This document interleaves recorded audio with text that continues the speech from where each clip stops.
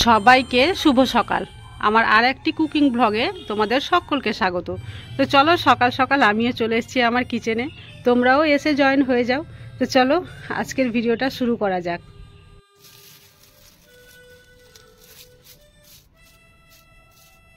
আর আজকের রেসিপি আদার চকলেট।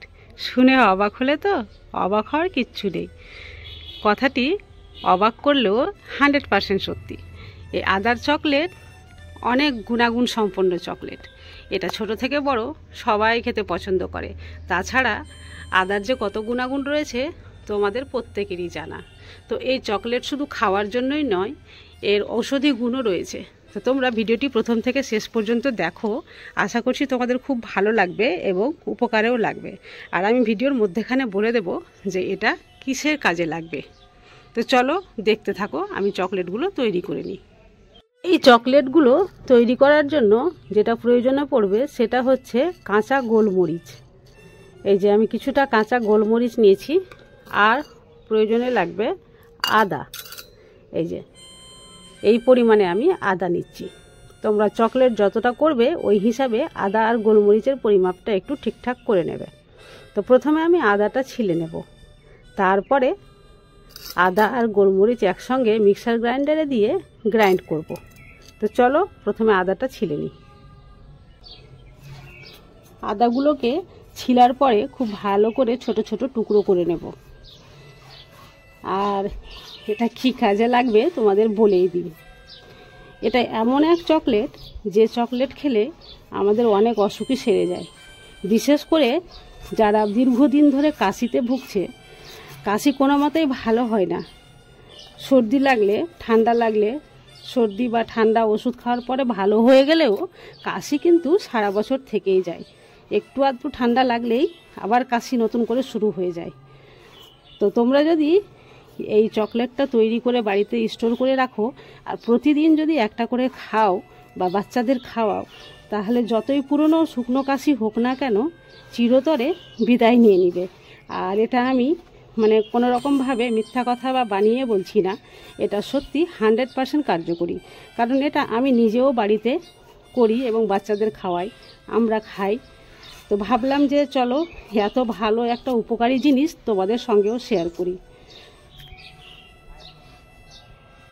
তো দেখো ছেলা কমপ্লিট হয়ে গেছে, আর ভালোভাবে ধুয়েও নিলাম। আর এটাকে এবার মিক্সার গ্রাইন্ডারে আমি গ্রাইন্ড করে নেব।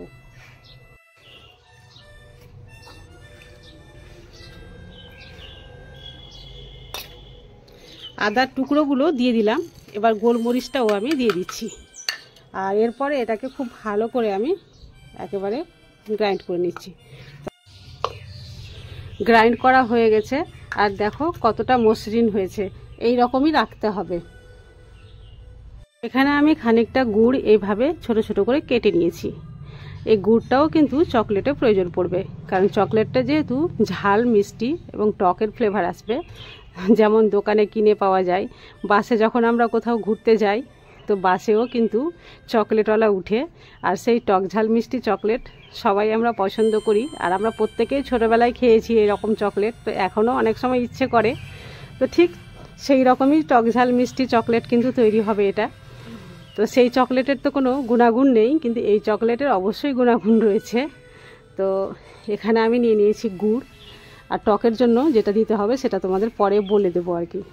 তো চলো এবার আমি গ্যাসের ফ্লেম অন করে চকলেটটা তৈরি করি। গ্যাসের ফ্লেম অন করে আমি এই কড়াইটা বসিয়ে দিয়েছি, আর কড়াই গরম হয়ে গেছে। এখানে আমি দিয়ে দিচ্ছি ঘি। হ্যাঁ, একটা জিনিস লক্ষ্য রাখবে, এটা কিন্তু ঘি দিয়েই তৈরি করতে হবে, ঘি ছাড়া অন্য কিছু দিলে কিন্তু হবে না। তো আমি সেই জন্য এখানটায় একেবারে দেশি ঘি দিয়ে দিলাম। এবার যে গ্রাইন্ড করে রেখেছিলাম আদা আর গোলমরিচ, সেটা দিয়ে দিচ্ছি।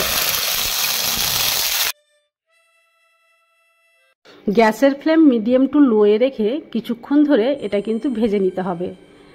আর দেখতে হবে যাতে কোনো অবস্থাতে কাঁচা থেকে না যায়। কাঁচা থাকলে চকলেটটা কিন্তু নষ্ট হয়ে যাবে। তাই ঘিয়ে এটা খুব ভালোভাবে ভেজে নিচ্ছি। এবার দেখো ভাজা প্রায় কমপ্লিট হয়ে গেছে, আগের চাইতে এখন অনেকটাই শুকনো হয়ে গেছে, গায়ে আর কোনো জল দেখতে পাচ্ছি না। এই অবস্থাতে আমি দিয়ে দিচ্ছি গুড়, আর গুড় দিয়ে তারপরে এভাবে আবারও নাড়তে শুরু করলাম। এবার যতক্ষণ না পর্যন্ত এটা চকলেটের আকার ধারণ করে আর কি, ততক্ষণ পর্যন্ত আমি গ্যাসের ফ্লেম লো করে এটা নাড়তেই থাকবো। আর দেখো এই যে কেমন কালার হয়েছে, আর একেবারে গুড়টা মনে হচ্ছে চিটচিটে হয়ে গেছে। তো এই পর্যায়ে দেখে বুঝতে পারছি আমি যে হয়ে গেছে। আর তোমরা কিভাবে বুঝতে পারবে চলো তোমাদের দেখাচ্ছি। এটা কিন্তু এবার তৈরি হয়ে গেছে। তো কি করে বুঝতে পারবে যে এটা তৈরি হয়েছে? এটা এইভাবে একটু ধরে হাতে একটু ঠান্ডা জল লাগিয়ে এটা যদি এইভাবে করা যায়, তো যদি হাতে না লাগে তাহলে ভাববে যে এটা হয়ে গেছে। এই যে দেখো, এই যে গোল গোল হয়ে যাচ্ছে। তো একটু ঠান্ডা হলে কিন্তু এটা চকলেটের মতো তৈরি করে নেব। বেশি ঠান্ডা হলে কিন্তু জমাট বেঁধে যাবে। এই যে হাতে একটু জল লাগিয়ে কাজটা করতে হবে।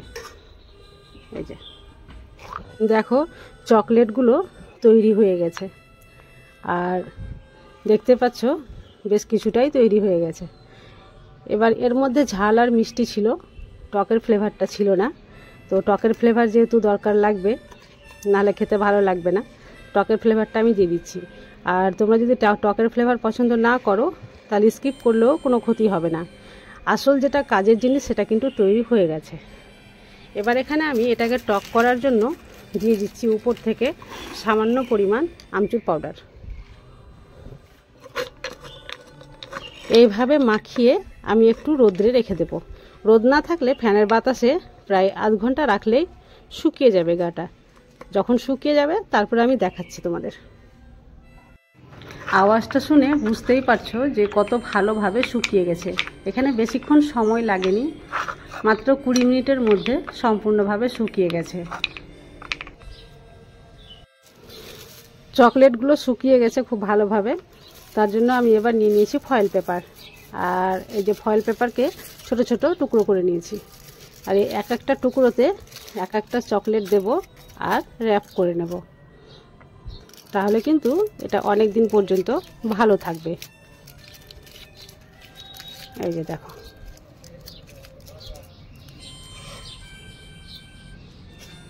এই যে যেমন চকলেট থাকে ঠিক সেই রকম।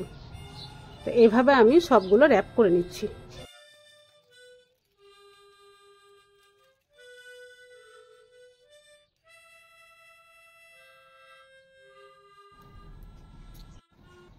সবগুলো চকলেট র্যাপ করা হয়ে গেছে। আর এগুলোকে একটা এয়ারটাইট কন্টেনারে যদি স্টোর করে রাখা যায় তো প্রায় 1 বছর ধরে স্টোর করে রাখা যেতে পারে। তো এগুলো বানিয়ে তোমরা বাড়িতে অবশ্যই ট্রাই করিও।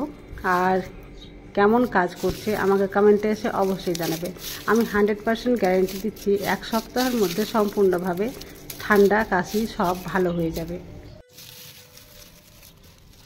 আজকের ভিডিও যদি তোমাদের ভালো লেগে থাকে প্লিজ একটা লাইক করে দিও। আর এই ধরনের সহজ সরল রেসিপি যদি পেতে হয় চ্যানেলটি সাবস্ক্রাইব করে পাশে থেকো। আজ তাহলে এই পর্যন্তই, দেখা হবে নেক্সট